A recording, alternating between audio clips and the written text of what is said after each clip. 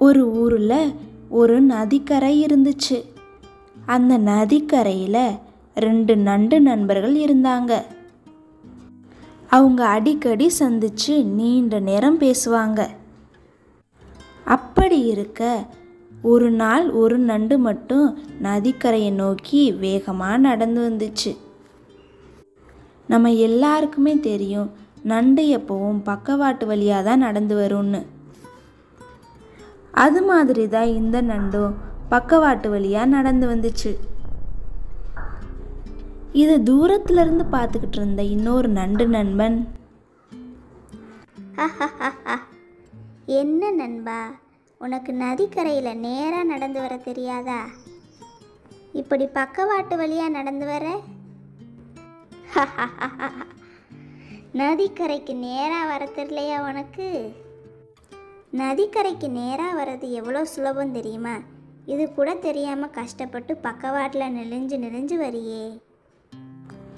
தன்னோட நண்பனோட ஆலோசனையை கேட்ட இந்த நண்டு சொன்னுச்சு, ஓ அப்படியா, வாயில் சொல்கிறத விட்டுட்டு எனக்கு கொஞ்சம் நடந்து காட்டு. நான் உன்னை பார்த்து நடந்து பழகுறேன். ஆலோசனை கூறின நண்டு தன் நண்பனோட பேச்சை கேட்டு நதிக்கரைக்கு நேராக நடந்து போக பார்த்துச்சு. ஆனால் அதாலையும் நேராக நடக்க முடியல. ஏன்னா அதுவும் நண்டு குடும்பத்தை சேர்ந்தது தானே.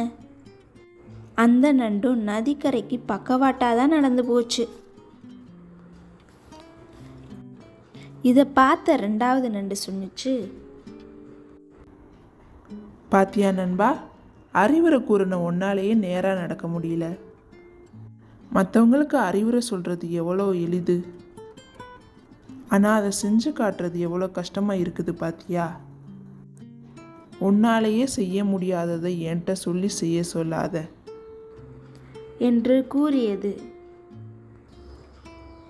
இதிலிருந்து நாம் அறிந்து கொண்ட பாடம் என்னவென்றால், மற்றவர்களுக்கு அறிவுரை கூற வேண்டுமென்றால் முதலில் நாம் அதை செய்து முடிக்க வேண்டும்.